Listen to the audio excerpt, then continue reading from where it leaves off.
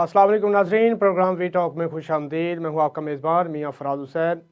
नाजरीन, पाकिस्तान तहरीक इंसाफ को बल्ला मिलेगा या नहीं मिलेगा, अभी तक इसका फ़ैसला नहीं हो पाया। इलेक्शन कमीशन ने जो नज़र सानी की दरख्वास्त दायर की थी, अपील दायर की थी पेशावर हाई कोर्ट में, वो भी समाअत के लिए मुकर्रर हो चुकी है। कल डिवीज़नल बेंच जो है समाअत करेगा पेशावर हाई कोर्ट का। याद रहे कि पेशावर हाई कोर्ट ने इलेक्शन कमीशन के बल्ले के हवाले से जो फैसला उन्होंने दिया या इंटर पार्टी इलेक्शन के हवाले से जो फैसला दिया उसको मुअत्तल करार दे दिया था और कहा था कि बल्ले का जो निशान है वो बहाल किया जाए और नोटिफिकेशन पार्टी का जो जारी किया जाए। और दूसरी जानब आज पाकिस्तान तहरीक इंसाफ के जो चेयरमैन हैं गौहर अली खान साहब, उन्होंने मीडिया से बात करते हुए कहा कि हमें अगर बल्ले के निशान की जगह कोई और निशान मिल जाता है तो हमें कोई मसला नहीं है, लेकिन हम इलेक्शन का बाइकाट नहीं करेंगे। इलेक्शन भरपूर तरीके से हम लड़ेंगे, अवाम में जाएंगे। और उसी के साथ साथ उन्होंने कहा कि पाकिस्तान तहरीक इंसाफ को साइड पे किया जा रहा है, इलेक्शन कमीशन के ज़रिए उनको पीछे धकेलने की कोशिश की जा रही है। और उन्होंने ये भी कहा कि हमारे इस्टेब्लिशमेंट के साथ कोई लड़ाई नहीं, फ़ौज या दूसरे जो अदारे हैं वो भी हमारे अपने हैं और पाकिस्तान भी हमारा अपना है। और उन्होंने कहा कि अगर बल्ले का निशान या इंटर पार्टी इलेक्शन के हवाले से कोई अच्छी खबर नहीं आती तो हमारे पास प्लान बी और प्लान सी भी पार्लियामेंट में जाने के लिए, पार्लियामेंट में जाने के लिए हमारे पास प्लान बी और सी भी मौजूद है। तो वो प्लान बी और सी और क्या होगा उस पर भी आज बात करेंगे। उसी के साथ साथ पाकिस्तान तहरीक इंसाफ के मुतअद्दिद जो उम्मीदवार हैं जिनके कागजात मुस्तरद हुए हैं, उन्होंने उनके खिलाफ जो अपीलें हैं वो दायर कर दी हैं। और उसी के साथ साथ बानी पीटीआई ने भी उनके वकील ने मियाँ वाली से जो उनके कागजात मुस्तरद हुए हैं उस वाले से भी उन्होंने अपील जो है वो दायर कर दी है और उनकी जो दरख्वास्त है वो समाअत के लिए भी मुकर्रर हो चुकी है। और उसी के साथ साथ आज सेनेट में एक बहुत बड़ा आज करारदाद एक मंजूर हुई है। जो हमारे अफवाज पाकिस्तान या जो हमारे रियासती अदारे हैं उनके खिलाफ सोशल मीडिया पर प्रोपेगेंडा किया जाता है तो उन पर भी अब एक्शन होगा। उनके खिलाफ कार्रवाई करने के हवाले से जो आज करारदाद मंजूर हुई है। इस तमाम तर सूरत पर बात करने के लिए हमारे साथ मौजूद हैं सीनियर सहाफ़ी तजियाकार जनाब रज़ा सैयद साहब और उनके साथ वारिस रज़ा साहब और उनके साथ मोहतरमा सफ़ीना खान साहिबा। बहुत शुक्रिया आप सबका। सबसे पहले रज़ा सैयद साहब आपके पास आऊँगा कि जिस तरह पाकिस्तान तहरीक इंसाफ के उम्मीदवारों के कागजात मुस्तरद किए गए, तकरीबन 300 के करीब उनके उम्मीदवारों के कागजात मुस्तरद किए गए और अगर आने वाले वक्त में अगर उनसे बल्ले का निशान भी ले लिया जाता है, इंट्रा पार्टी इलेक्शन जो है वो कलअदम करार दे दिए जाते हैं, तो क्या आप समझते हैं कि पाकिस्तान तहरीक इंसाफ जो है वो इलेक्शन के बाइकाट की तरफ भी जा सकती है?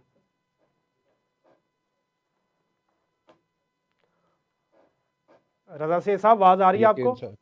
जी, मैं आपकी आवाज़ सुन सकता हूँ। पाकिस्तान तहरीक इंसाफ की जानिब से तकरीबन 2500 उम्मीदवारों ने कागजात नामजदगी जमा कराए कौमी असम्बली के लिए और इन 2500 उम्मीदवारों लगभग 2500 उम्मीदवारों में से बताया जा रहा है कि तकरीबन 900 उम्मीदवारों के कागजात जो हैं वो मुख्तलिफ जगहों पर और मुख्तलिफ वजूहात की बिना पर मुस्तरद किए गए हैं। इसका मतलब है अभी भी तकरीबन 1500 या 1500 के करीब उम्मीदवार इनके मैदान में मौजूद हैं।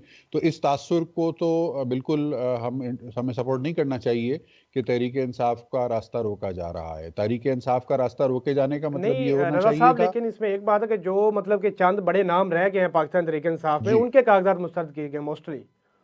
हाँ, बड़े नामों के कागजात मुस्तरद होने की जो वजूहत मेरे इल्म में है वो मैं आपके सामने रखता हूँ। देखिए, 9 मई का जो वाक़या हुआ था उसके अंदर वो तमाम लोग जो उस वक्त नुमायां सरकर्दा लीडर शुमार होते थे तहरीक इंसाफ के, वो ज़्यादातर 9 मई के वाक़यात में उनके ऊपर पर्चे हैं।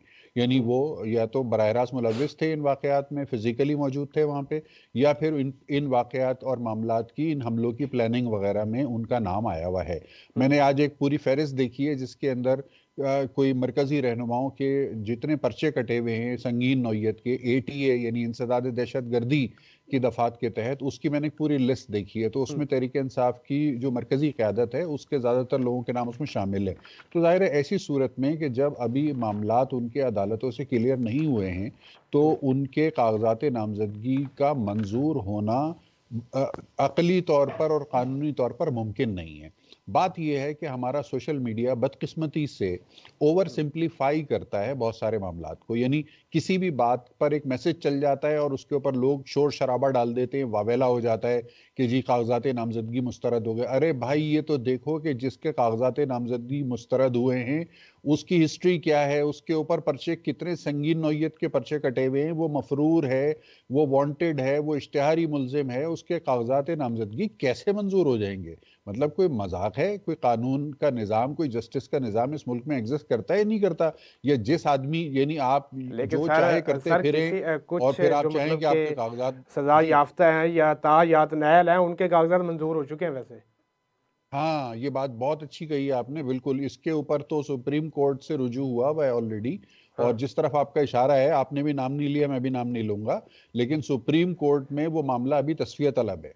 तो हमें, मेरा ख्याल है, 1-2 रोज उसका इंतजार कर लेना चाहिए कि सुप्रीम कोर्ट, जो कि आला तरीन इंसाफ का फोरम है पाकिस्तान का, वो उनके बारे में क्या फैसला करता है। और हम भी यहीं मौजूद हैं, आप भी यहीं मौजूद हैं, 2 दिन के बाद तबसरा कर लेंगे उनके ऊपर। लेकिन आज की तारीख में क्योंकि सुप्रीम कोर्ट में वो मामला लगा हुआ है, तो इसलिए उसके ऊपर कोई स्पेक्यूलेटिव बात करना मुझे मुनासिब नहीं लग रहा, और मुझे यकीन है कि आप भी कोई स्पेक्यूलेटिव सवाल नहीं पूछेंगे उसके ऊपर। ठीक है जी। जी। वारिस रज़ा साहब, इस तमाम तर सूरत को अगर देखें हम आज तक, जैसे पाकिस्तान तहरीक इंसाफ के उम्मीदवारों के कागजात जो हैं वो मुस्तरद हुए हैं, और अगर आने वाले वक्त में मज़ीद मुश्किलात बढ़ती हैं उनके लिए, मतलब उनके बल्ले का निशान ले लिया जाता है, कोई और निशान नहीं दिया जाता उसके मुतबादल, या फिर इंट्रा पार्टी इलेक्शन कलअदम करार दे दिया जाता है, तो फिर पाकिस्तान तहरीक इंसाफ इलेक्शन के बाइकआउट की तरफ भी जा सकती है या नहीं? देखिए, इसके कवी इम्कानात मौजूद हैं। यानी तहरीक इंसाफ के बायकाट के कवी इम्कानात मौजूद हैं। गो कि आज उनके चेयरमैन ने ये कहा है, और बहुत वाज़ेह तौर से कहा है, कि हमें बल्ले का निशान नहीं भी मिले तो हमें कोई उसकी परवाह नहीं, हम किसी भी दूसरे निशान पर इलेक्शन लड़ लेंगे। ये बिल्कुल। गौहर साहब ने बहुत वाज़ेह तौर से ये बात कही। तो एक तरफ वो ये इंदिया दे रहे हैं कि वो इलेक्शन हर सूरत में लड़ेंगे, और ये इंडिया वो सिर्फ इसलिए दे रहे हैं कि ताकि उनका जो जो भी वर्कर है, या जो भी उनके साथ मुंसलिक अफराद हैं, या जो भी उनके चाहने वाले हैं, या जिनका समझने के वो समझते हैं कि वो उनके हिमायत याफ्ता हैं, वो आखिरी लम्हे तक उनको सहारों में और जो है उसमें आसरे में रखें, और उनकी तक़वियत बढ़ाने का सबब बने, बजाय इसके कि उनके हौसले जो है पस्त हों। तो मैं ये समझता हूँ कि जब आप ये कहते हैं कि बल्ले के निशान की हमें परवाह नहीं है, बल्ले के निशान नहीं भी मिले, कोई और निशान मिल जाए, ये बहुत वाज़ेह तौर से स्टेटमेंट है, शायद आपने देखा भी होगा। बिल्कुल। तो वो पार्टी जो है ना, फिर बल्ले के निशान पर मैं समझता हूँ कि असरार करने की तरफ जा नहीं रही है, और उसको ये पता है कि बल्ले के निशान उनको नहीं मिलेगा। और दूसरी बात जो मैंने बायकाट की कही, बायकाट का कवी इम्कान इसलिए मौजूद है कि ये मेरा अपना जाती एनालिसिस है। हो सकता है कि मैं शायद के यानी कास्ट जो कर रहा हूँ चीज़ें, वो उस तरीके से ना हो, लेकिन मेरा अपना जाती ख्याल है, शायद मैं पहले भी एक मरतबा कह चुका हूँ कि आखिरी ऑप्शन जो है ना उनके पास बायकाट का बचेगा। और ये बायकाट भी मेरा मेरा अपना जाती ख्याल है कि 6 या 7 फरवरी को इसका ये ऐलान करेंगे, ये अभी नहीं करेंगे ऐलान।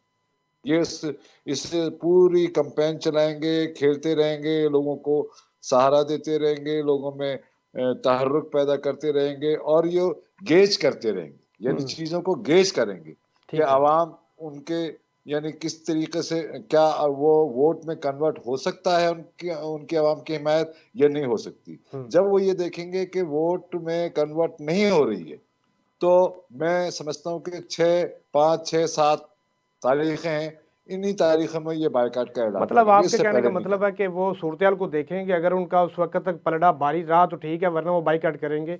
सफीना खान साहिबा, वारिस रज़ा साहब के ज़ाती तजिए से क्या आप भी इत्तेफाक करती हैं या नहीं? अस्सलाम वालेकुम फ़राज़, पहले तो आप सबको हैप्पी न्यू ईयर। देखिए बहुत सारी पार्शियलिटी हमारे पाकिस्तान के सिस्टम के अंदर नज़र आ रही है, जिसको पार्शियलिटी ना कहना बददियानती होगी। एक तरफ मियाँ मोहम्मद नवाज़ शरीफ साहब के जो नॉमिनीज़ हैं, वो पेपर कबूल कर लिए जाते हैं। उनकी मोस्टली किसी भी पार्टी के लोगों में से किसी का भी कोई प्रॉब्लम नहीं निकला। होली हाँ। सोली पीपल्स पार्टी, पीटीआई सॉरी पाकिस्तान मुस्लिम लीग नून, एनएसएकएम पार्टी के पास रिश्ते हैं, जिनके पास एक भी नॉमिनीज़ पेपर रिजेक्ट नहीं हुए। तहमीना दौलताना के शायद इसलिए हुए क्योंकि वो मरियम से अनबन हो गई थी उनकी, तो उनके और उनके बेटे के पेपर रिजेक्ट करवा के तो साइड पे फेंकवा दिया गया। कुछ लोगों को वैसे ही जिनको नहीं टिकट देने थे निकाल दिया गया। तो ये कह देना कि सिर्फ पाकिस्तान तहरीक इंसाफ के अंदर सारे ही गुनहगार शैतान बसते हैं, बाकी तमाम पॉलिटिकल पार्टीज के अंदर फरिश्ते थे, ये अनफेयर बात होगी। मियाँ साहब के पेपर भी रिजेक्ट हो सकते थे कि अभी इनके केस का फैसला नहीं हुआ, जब हो जाएगा तब हम एक्सेप्ट करेंगे, लेकिन ऐसा नहीं हुआ, उनको बहुत ज्यादा स्पेस दी गई है।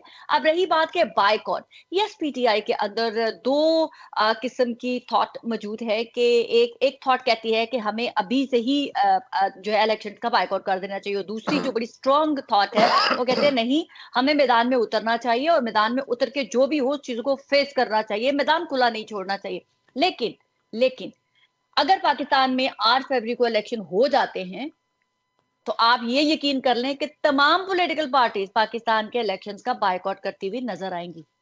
तो वो सवाल फिर सिर्फ यही नहीं होगा कि वाई ओनली पीटीआई, फिर मेरे ख्याल से हो सकता है मौलाना साहब भी बायकॉट कर दें, मियां नवाज शरीफ साहब इटसेल्फ बायकॉट कर दें इलेक्शन का, हो सकता नहीं, है उसकी शहबाज रीजन शरीफ क्या ना होगी बायकॉट बाइकआउट करना करने की? चाहते हो। अगर टाइम अब पे देखिए ना, इलेक्शन। पाकिस्तान के अंदर अगर फ्री एंड फेयर इलेक्शन हो जाते हैं, इमरान खान की तो तमाम बड़े चंक के नाम जो है वो आउट कर दिए गए हैं, लेकिन जो मेरे ख्याल से लोअर थर्ड पता नहीं किसी खंबे ही खड़े हुए हैं ना अभी, जिनको कोई जानता नहीं है, खंबा इटसेल्फ इज अ टर्म, तो वो खंबे ही खड़े हैं अभी इस वक्त इमरान खान की पार्टी में। और अगर उन खंबों को वोट डल जाता है, और इमरान नवाज शरीफ साहब के मद्दे मुकाबिल को खंबा खड़ा है, वो खंबा जीत गया, मियां साहब हार गए, कैसे मानेंगे वो इलेक्शन कि मेरे मेरे नाम का वोट डलता है, मैं सबसे बड़ा लीडर हूं और मैं हार गया, मैं इन इलेक्शंस को नहीं मानता? तो क्या मियां साहब अपनी सियासत की कुर्बानी देंगे कि मैं एक खंबे से हार गया, ठीक है मेरा भाई जीत गया है, तो अब ये मेरी पार्टी जो है पार्लियामेंट बना ले और चली जाए इक्तदार में। जरदारी साहब सिंध में कुछ सीटें हारेंगे, तो बहुत लोगों को बहुत कुछ कॉम्प्रोमाइज करने को आगे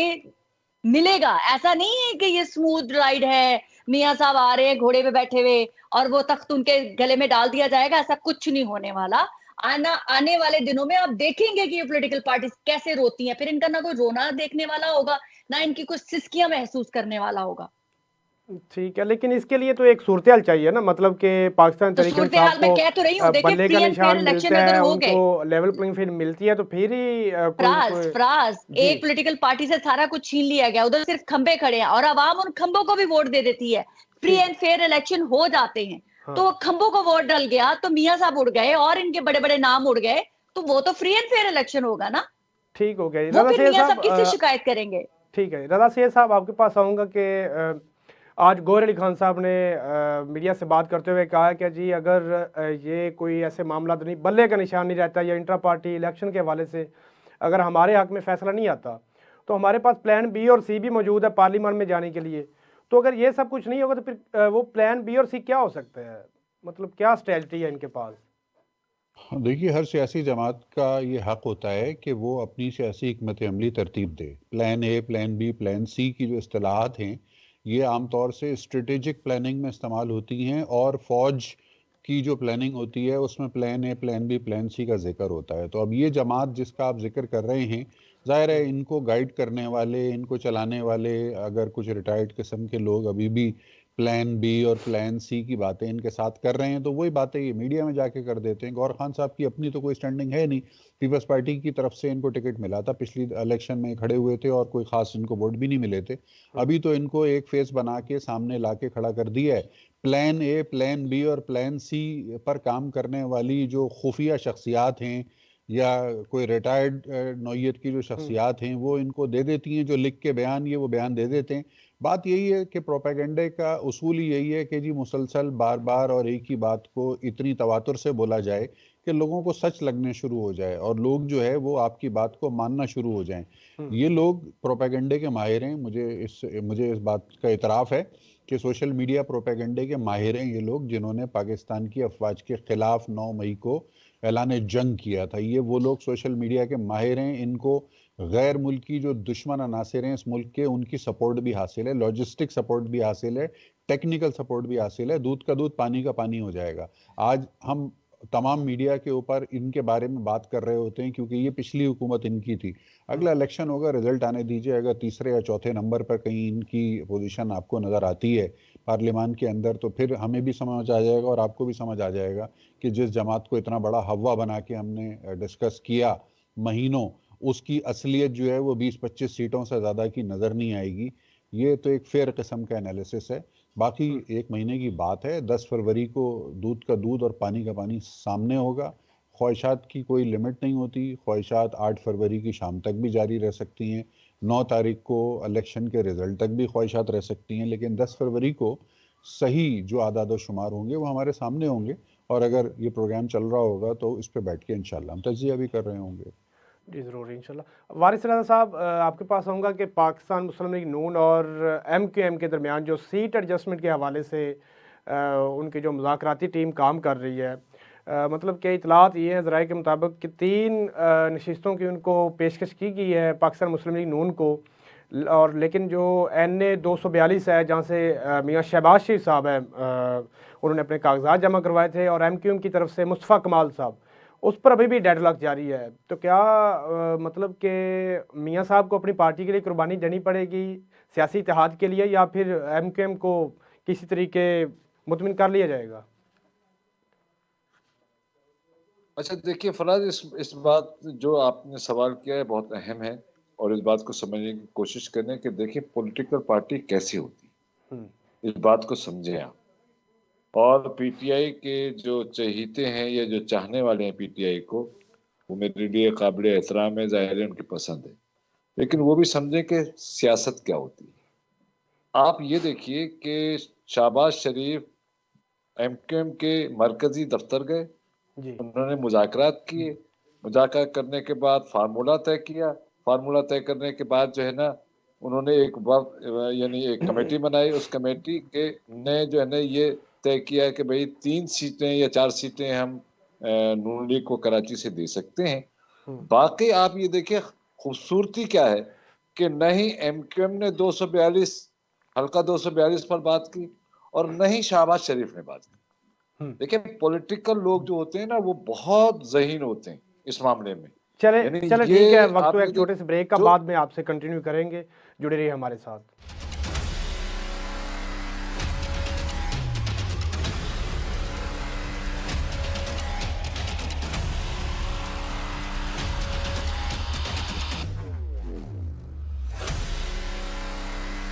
welcome back in we talk.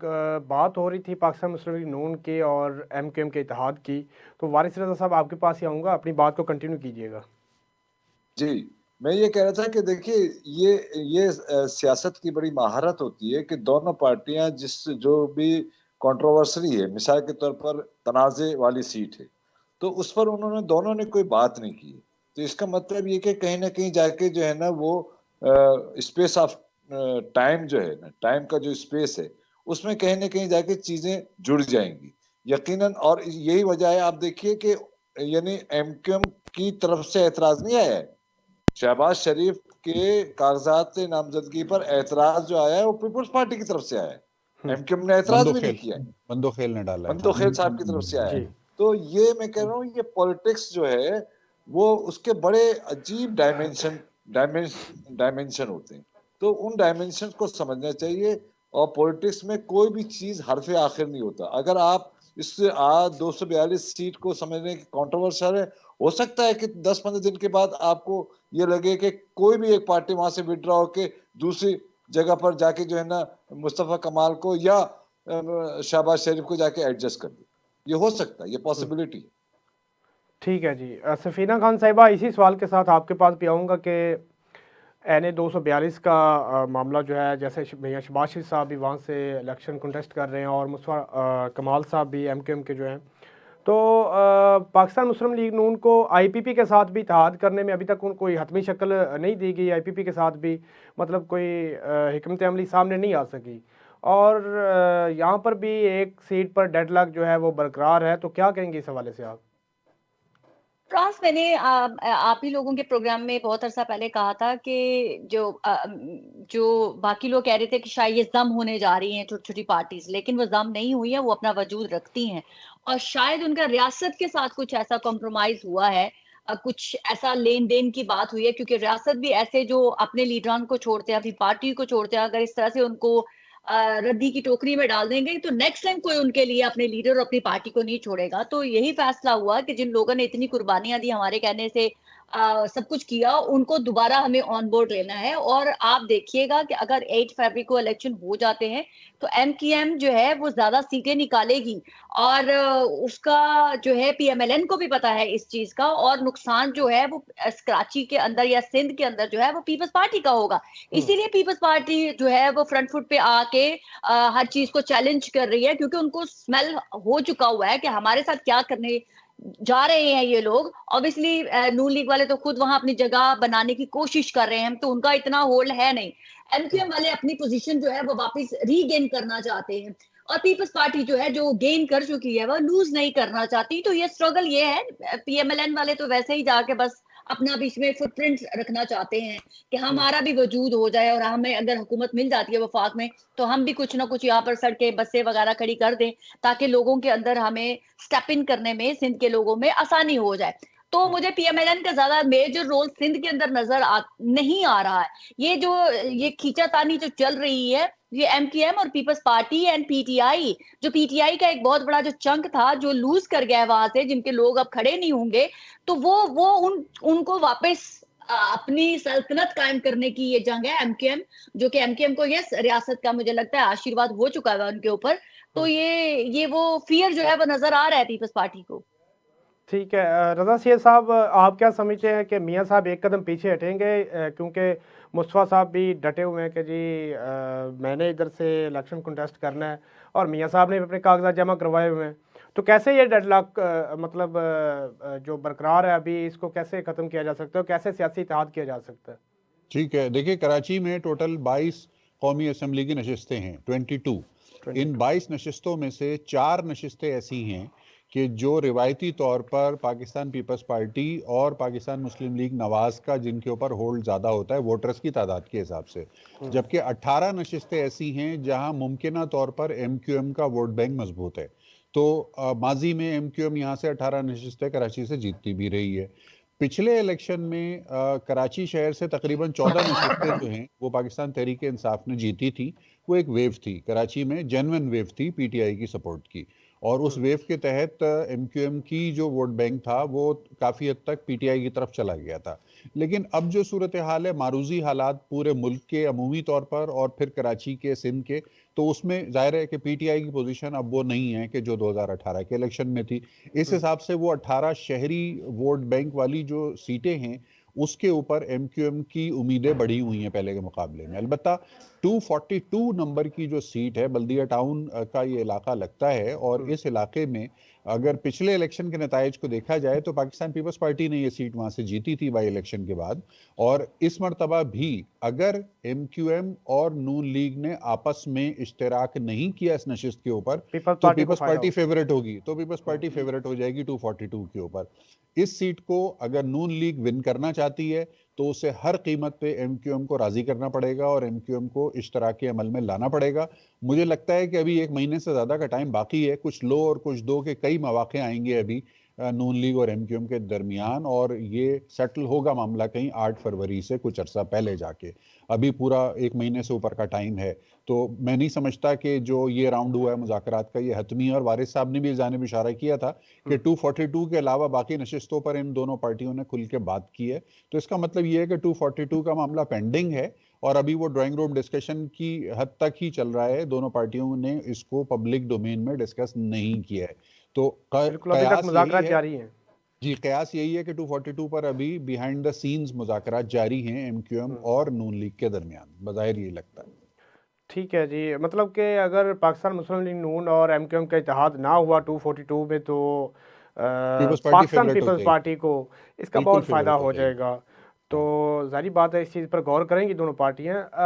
रजा सैयद साहब, आपके पास ही रहूँगा कि आज सेनेट में करारदाद मंजूर हुई है कि करारदाद ये मंजूर हुई है कि अफवाज पाकिस्तान या जो हमारे रियासी अदारे हैं सोशल मीडिया पर उनके खिलाफ प्रोपेगेंडा किया जाता है, मतलब कि उनके खिलाफ कोई कार्रवाई का अमल शुरू होने वाला है।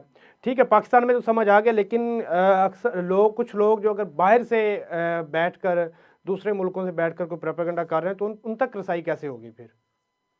जी, बहुत अहम नुक्ता है ये। इसका मैं थोड़ा सा पस मंज़र बताना चाहूँगा। सेनेटर बैरमन तंगी की जानिब से जी। आज सेनेट में ये करारदाद पेश की गई, जिसको मुत्तफ़क़ा तौर पर मंजूर किया गया। सेनेटर बैरमन तंगी पाकिस्तान पीपल्स पार्टी से इनका ताल्लुक़ है बिल्कुल। और केपीके से ये बिलोंग करते हैं। तंगी साहब एक बहुत मुश्किल इलाके के रिहायशी हैं और इन्होंने और इनकी फैमिली ने बहुत ज़्यादा दहशतगर्दी को फेस किया है वहाँ पर केपीके के अंदर। और इस तनाजुर में तंगी साहब की जानिब से ये करारदाद आना मेरे लिए यकीनन एक बड़ी रेलेवेंट बात है, कि रेलेवेंस है कि तंगी साहब समझते हैं कि कानून नाफिज करने वाले इदारे और अफवाज पाकिस्तान की कितनी ज़्यादा ज़रूरत है और कितनी ज़्यादा अहमियत है पाकिस्तान की रिट की, स्टेट की रिट को बरकरार रखने के लिए। तो तंगी साहब की जो करारदाद है, जिसमें यकीनन मशावरत शामिल रही उनको अपनी जमात के अलावा दीगर सेनेटर्स की भी, उसमें बहुत ही वाशगाफ अल्फाज में इस बात का हुकूमत पाकिस्तान से मुतालबा किया गया है कि अफवाज पाकिस्तान और जो लॉ इन्फोर्समेंट है उनको डीमोरलाइज करने के लिए, उनको डेमोनाइज करने के लिए और उनकी जो इफेक्टिवनेस है उसको कॉम्प्रोमाइज करने के लिए जो प्रोपेगेंडा चल रहा है, चाहे वो मुल्क के अंदर से चल रहा हो या वो मुल्क के बाहर से चल रहा हो, उसके खिलाफ फौरी तौर पर और सख्त किस्म की कानूनी कार्रवाई की जाए। तो इसमें बाकायदा प्रोविजन मौजूद है, लोकल लॉज भी हैं, इंटरनेशनल लॉज भी हैं और एक लॉ फेयर का पूरा मैकेनिज्म है, साइबर लॉज का एक मैकेनिज्म है जो एक्टिवेट किया जा सकता है। अब देखना ये है कि सेनेट की इस करारदाद के ऊपर हुकूमत पाकिस्तान जो है वो फौरी तौर पर किस किस्म का इनिशिएटिव लेती है। ये एक ऐसा मामला है कि जो अगले 2, 4, 5 रोज में या एक हफ्ते में हो सकता है कि हमें कोई इनिशिएटिव गवर्नमेंट की तरफ से नजर आए, which is backed by this resolution unanimously approved in the senate of Pakistan today.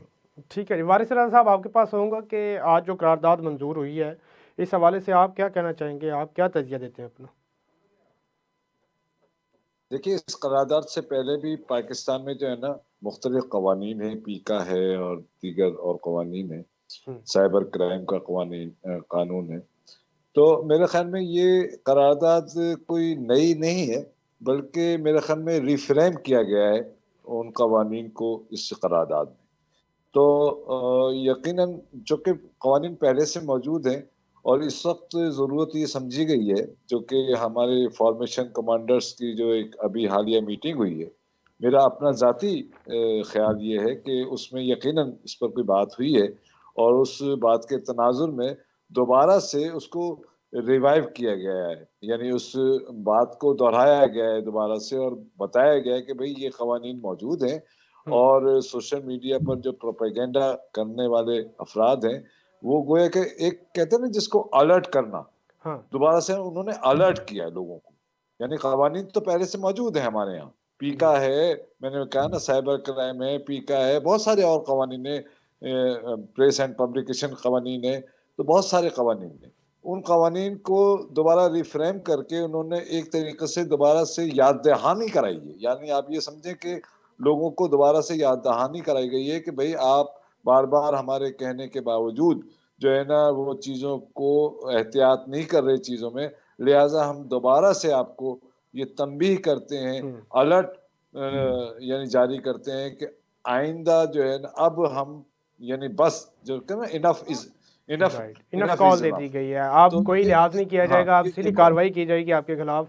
ठीक है जी, सफीना खान साहिबा आपके पास आऊँगा। आखिरी सवाल है कि पाकिस्तान तहरीक इंसाफ के तर्जमान हैं मौज़म भट्ट साहब, उन्होंने कहा है कि जी पाकिस्तान पीपल्स पार्टी के साथ हम सियासी इत्तेहाद कर सकते हैं और ANP का भी नाम लिया है उन्होंने और कहा कि इनका जो मंशूर इनका पाकिस्तान तहरीक इंसाफ का भी मंशूर वही है, तो सियासी फ़िज़ा कायम हो सकती है। तो क्या इस हालात में, मुश्किल हालात में पाकिस्तान तहरीक इंसाफ और पीपल्स पार्टी की सियासी इत्तेहाद की जो फ़िज़ा है वो कायम हो सकती है या नहीं?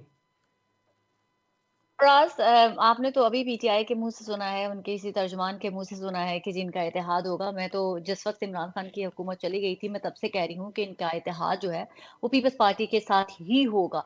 वो इस बेस पे मैं कहती थी क्योंकि जो पीपल्स पार्टी है वो या तहरीके इंसाफ के जो बानी हैं वो जो अगर कोई भी ऐसी सिचुएशन पाकिस्तान में आती है जहां पर हंग पार्लियामेंट हो और जहां पर अगर पीपल्स पार्टी के जो क्या कहते हैं आसिफ अली जरदारी साहब है उनको अगर सपोर्ट चाहिए होगी, एक तरफ पीएमएलएन अपनी हुकूमत बनाना चाहेगी, दूसरी तरफ जरदारी साहब चाहेंगे कि हमारी गवर्नमेंट बन जाए, तो अगर पीटीआई की सीटों की जरूरत होगी तो उस वक्त पाकिस्तान तहरीके इंसाफ के जो बानी है वो अपना पलड़ा जरदारी साहब की झोली में डालेंगे, नून लीग की झोली में कभी नहीं डालेंगे, क्योंकि उनको उनकी जो मुखालफत है, जो कशीदगियां पैदा हो चुकी हैं, वो चाहकर भी जो है अपनी सपोर्ट जो है पीएमएलएन को नहीं दे पाएंगे। सो ये मेरा जो एनालिसिस था 1-1.5 साल पहले का, वो बहुत ऑर्गेनिक बेस था कि तहरीके इंसाफ कभी भी चाहकर भी पीएमएलएन को सपोर्ट नहीं करेगी, उनको हुकूमत बनाने में स्ट्रेंथन नहीं करेगी, वो अपना तमाम का तमाम टिल्ट जो है वो पीपल्स पार्टी के पलड़े में डालेगी। तो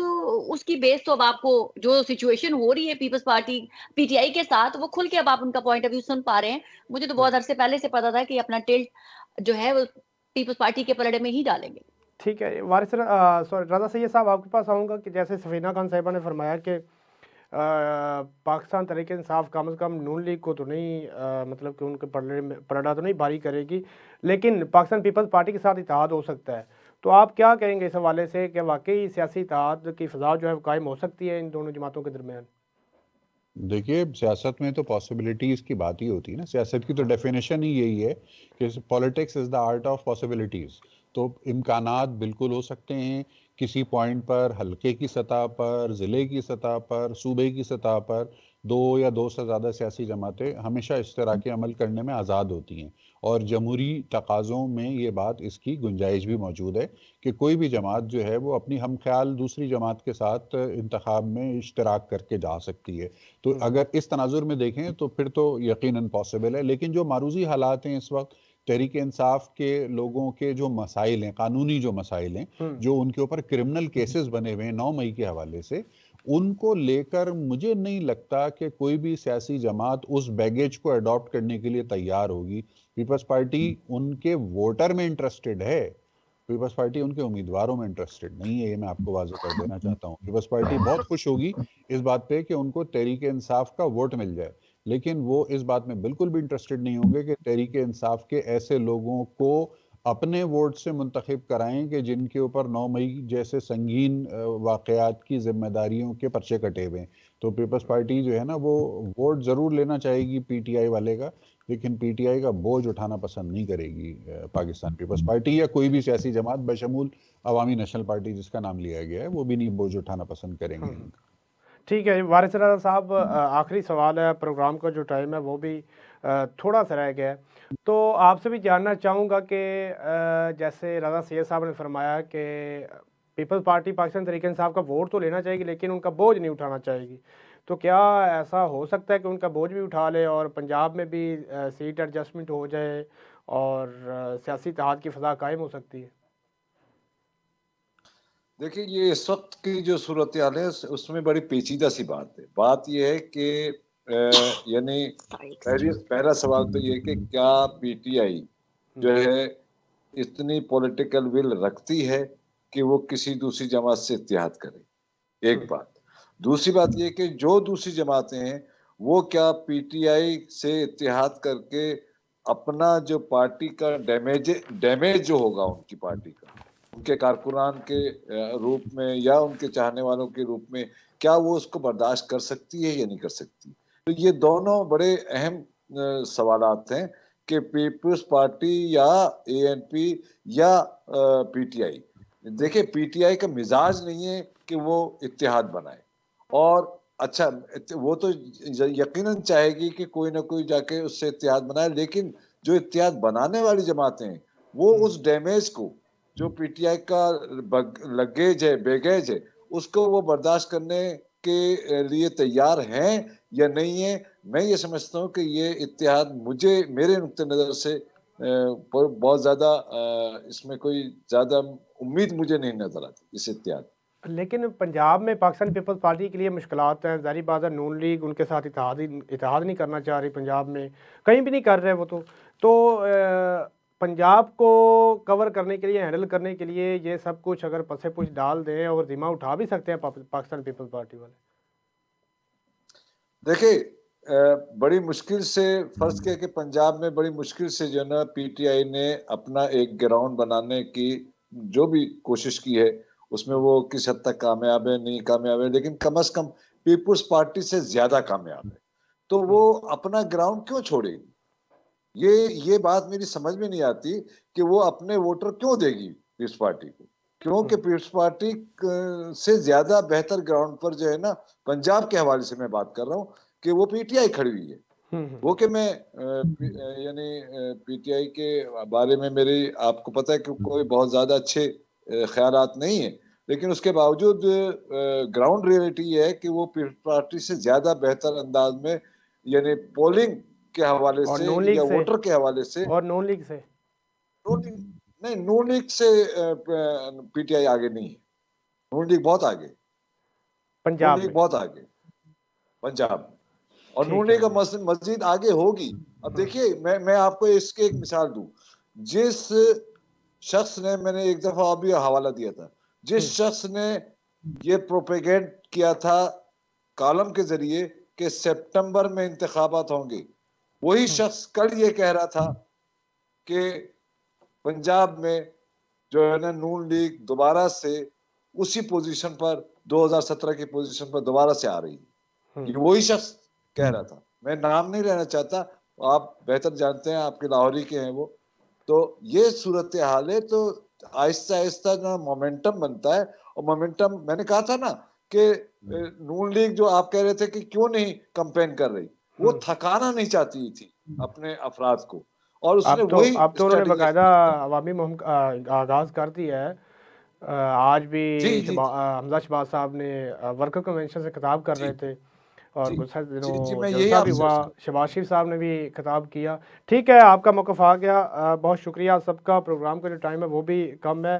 तो रज़ा सैयद साहब और वारिस रज़ा साहब भी यही फरमा रहे थे कि पाकिस्तान पीपल्स पार्टी और पीटीआई के दरमियान इत्तेहाद मुश्किल नज़र आ रहा है, क्योंकि पाकिस्तान पीपल्स पार्टी पीटीआई का जो बोझ है वो अपने कंधों पर नहीं उठा सकती, और ना ही उठाना चाहती है, और ना ही दूसरी जमातें एएनपी हो या कोई भी जमात। और अगर सफ़ीना खान साहिबा का तजिया देखें तो सफ़ीना खान साहिबा फरमा रही हैं कि मैं तो 1.5 साल से कह रही हूँ कि ये इत्तेहाद हो जाएगा। खैर देखेंगे इत्तेहाद हो पाएगा या नहीं, इसका वक्त बताएगा। प्रोग्राम का जो टाइम है वो ख़त्म हो चुका है। इसी के साथ इजाज़त दीजिए अपने मेज़बान को। अल्लाह हाफ़िज़।